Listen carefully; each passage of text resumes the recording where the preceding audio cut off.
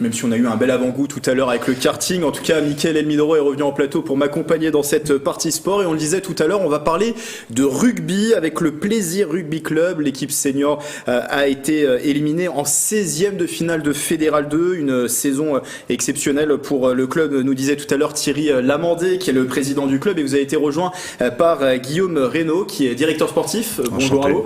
Bonsoir. Est-ce que vous êtes d'accord avec Thierry Lamandé sur le qualificatif de tout à l'heure, une saison exceptionnelle, oui, très bonne saison. Saison exceptionnelle à tout niveau, que ce soit sur la structure du club et les projets engagés, et puis sur les résultats sportifs, ouais, tout à fait. D'avoir perdu en 16e de finale, c'est pas un échec selon vous, Thierry Lamandé? Non, c'est un apprentissage, donc je pense qu'il faut faire mieux l'année prochaine. Mickaël? Oui, on a pu vous suivre tout au long de la saison. On a vu que l'équipe a vraiment brillé cette saison. L'équipe a peut-être raté le coche en terminant pas deuxième, peut-être. Vous avez ce sentiment-là ou pas, Guillaume?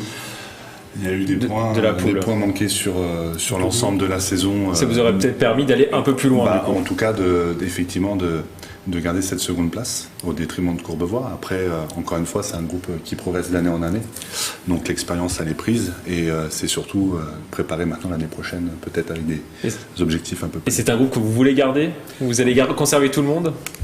C'est l'objectif. C'est l'objectif, oui. Je crois que c'est la base du club, c'est l'ambiance du club aussi, donc ça fonctionne. Je ne vois pas pourquoi les gens sont bien au club. Donc, Vous nous disiez juste avant l'émission, le meilleur recrutement, c'est de garder l'effectif actuel, déjà. C'est un premier pas. Aussi bien encadrement que joueur, donc c'est ce qui normalement est fait. Alors pour préparer justement la saison prochaine, alors pas forcément au niveau de l'équipe senior, mais dans tout le Plaisir Rugby Club, dans sa globalité, vous avez organisé une journée de détection récemment chez les jeunes. Quel était l'objectif de cette journée? Promouvoir le CEL, donc CEL qui a été labellisé il y a 2 mois de ça par la Fédération Française de Rugby. Donc le CEL s'axe sur deux programmes, donc un programme sportif et un programme formation professionnelle, donc voilà, et du scolaire. Donc les portes ouvertes étaient faites pour les joueurs issus du club et de l'extérieur, parce qu'on essaye d'ouvrir aussi le CEL au club voisin. CEL pour nos téléspectateurs? Centre d'entraînement labellisé. Voilà, donc c'est un centre de formation pour club amateur. Et ce sont des détections que vous faites régulièrement au sein du club, Thierry Lamandé? On le fait tous les ans, mais je dirais qu'après on est en relation avec les clubs aux alentours pour proposer, puis avec des formats de double licence si les joueurs veulent aussi pratiquer, quoi. Et comment on détecte justement les futurs potentiels? Par différentes thématiques proposées sur des exercices, des ateliers qui sont mis en situation. Donc là, cette année, sur les entraînements des catégories, donc c'était les cadets juniors le mercredi soir avec les seniors juste après. Voilà. Ça se voit assez rapidement ou pas? Un bon jour de rugby, ça se découvre assez facilement? Alors, l'aspect technique se voit assez facilement. Après, le potentiel, généralement, on va faire des paris sur certains profils. Et puis, c'est en cours de saison qu'on va pouvoir vraiment réaliser et pouvoir analyser les capacités des joueurs et des joueuses. Alors on en a déjà parlé avec vous en plateau, notamment avec Thierry Lamandé. Il y a cette académie de rugby qui a vu le jour depuis 2021 pour les jeunes de 16 à 23 ans. C'est important de créer une identité de club. Des plus petits jusqu'aux plus grands, finalement. Oui, et puis ça permet également on propose aux meilleurs éléments de rester sur le club. Après, c'est pas tout à fait ce qui se fait. On a quand même beaucoup de joueurs qui partent sur le Stade Français, le Racing ou Massy. Mais je dirais qu'on est entre les deux, entre la structure qui n'offre pas de complément d'entraînement et les clubs pro. Là, on a vraiment sur 4 soirs de plus dans la semaine des axes de travail individuels. Donc, qui sont proposés, qui doivent vraiment améliorer et puis permettre aux jeunes de rester chez lui, au club. Avec l'esprit familial quand même, parce que c'est aussi l'une des marques de fabrique du Plaisir Rugby Club. Tout à fait, de toute façon c'est de fidéliser. Oui, c'est ça. Fidéliser un maximum et puis surtout pouvoir subvenir aux futurs besoins de l'équipe du groupe senior. Garçons comme filles d'ailleurs. L'idée c'est d'alimenter ce groupe senior. Exactement. Et les filles, c'est tout à fait Justement, les filles, on allait en parler dans quelques instants. La section féminine connaît un grand boom depuis quelques mois, quelques années. Comment vous l'expliquez? C'est un travail qui est fait en amont parce qu'on essaye Les Panthères, c'est ça. Exactement, c'est un travail qui est fait en amont déjà sur les minimètres et les cadettes parce qu'on a un collège, donc le Guillaume Apollinaire à Plaisir où il y a une section rugby, donc on a un corps professoral là-bas qui est aussi intégré au club et qui font un grand travail pour récupérer des profils féminins. Et puis après, on essaye aussi de faire pas mal d'interventions dans les écoles, dans les collèges, pour recruter, et puis pareil pour alimenter dans les années futures le groupe féminin senior. Vous avez combien de filles actuellement? Sur l'ensemble du club, une 60aine. Et vous pourriez en avoir plus? Oui, parce que là on est avec les Panthères de Vélizy, donc en association, en entente sur les seniors, fait plus de 18.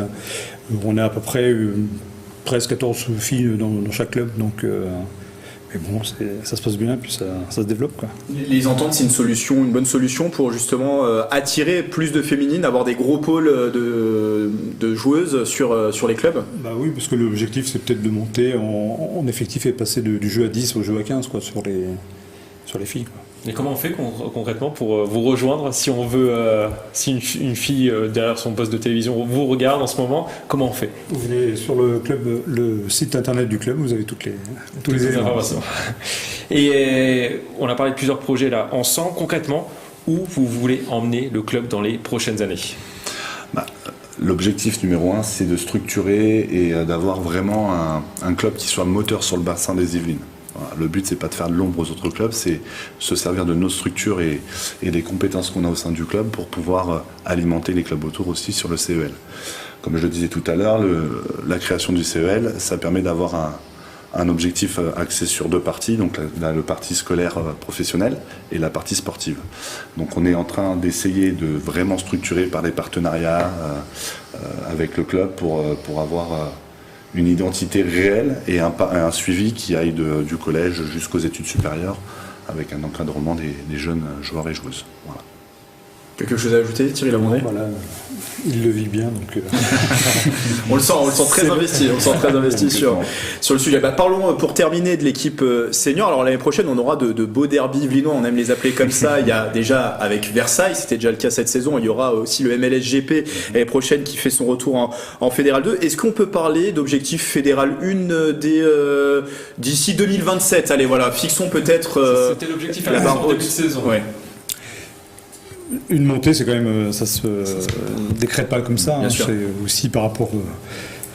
Après, il faut voir aussi. Vous avez du temps. Oui, c'est ça. Mais on a aussi des joueurs qui sont aussi des profils un peu en fin de carrière sur certains postes importants. Donc, il faut vraiment renouveler aussi ces postes-là. Mais je dirais que l'objectif, c'est de finir déjà dans les 2 premières places qu'on évoquait tout à l'heure pour avoir un parcours plus ou moins simplifié.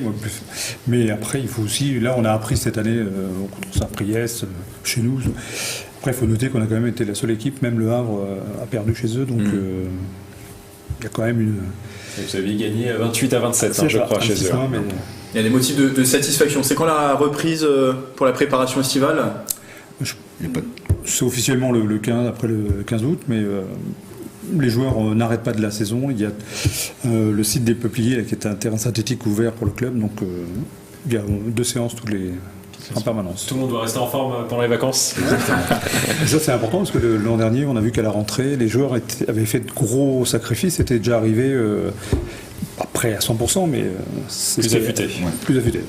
Mais merci à tous les deux d'être passés en plateau. On va bien sûr suivre la suite des aventures du PRC pour la saison prochaine avec attention, on espère des montées et vous le disiez aussi, plus de structuration dans le club. On va suivre ça avec attention.